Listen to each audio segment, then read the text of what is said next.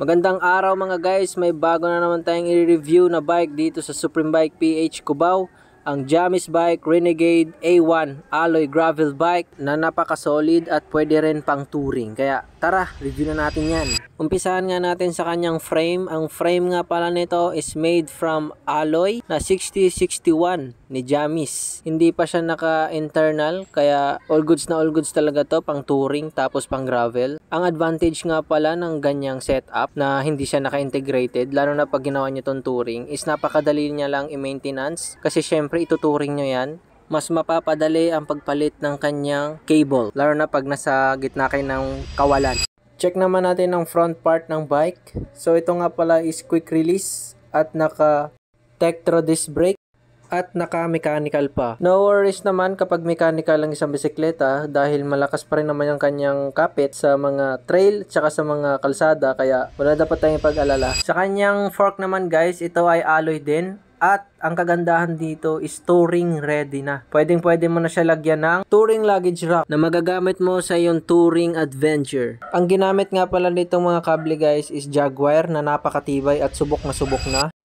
Sa kanyang drop bar at stem naman, stock siya ni Jamis. Tapos ang size nga pala ng kanyang drop bar is 73 reach. Tapos 31.8 by 440 mm. At ang nakakabit sa kanyang headset, ang brand ay FSA Orbit C40B.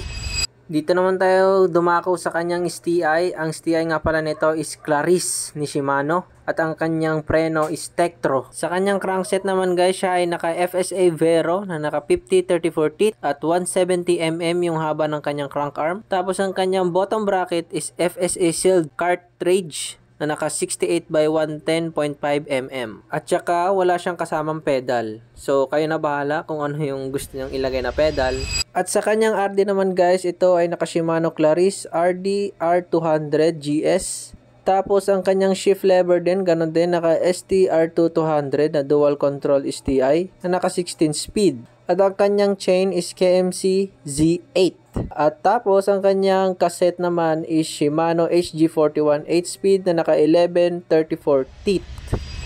Dumako naman tayo sa kanyang wheelset. Unahin natin sa kanyang rims. Ang rims nga pala nito is WTB STX I23 TCS na naka tubeless ready na 32 holes na may alloy bolts, tapos naka 14 gram stainless yung spokes. Sa kanyang tires naman is WTB din na naka 700 by 37C. Tapos ang kanyang mga rotor is bolt type.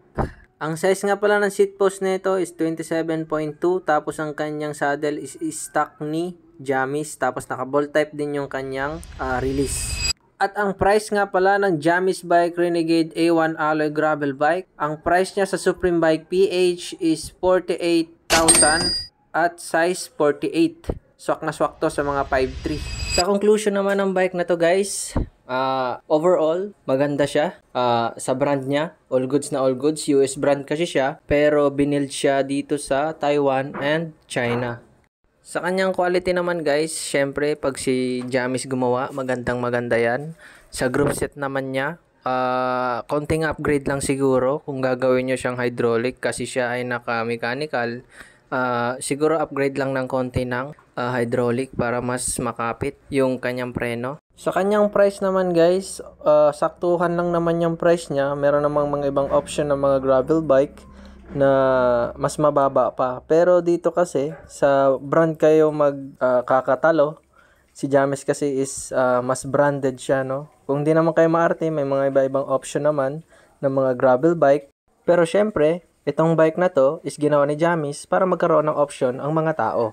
Kaya ikaw mga guys, ano sa tingin mo yung bike na to? Sulit ba? Maangas ba? Solid na ba gamitin? Solid na ba for the price? Comment down below naman para alam ko.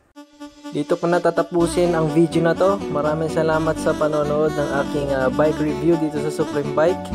Kung ikaw ay hindi pa nakasubscribe sa aking channel at bago ka pa lang at ako ay bago lang din sa pag-YouTube, kindly subscribe naman to my channel na makaabot man lang ako ng 1K subscriber.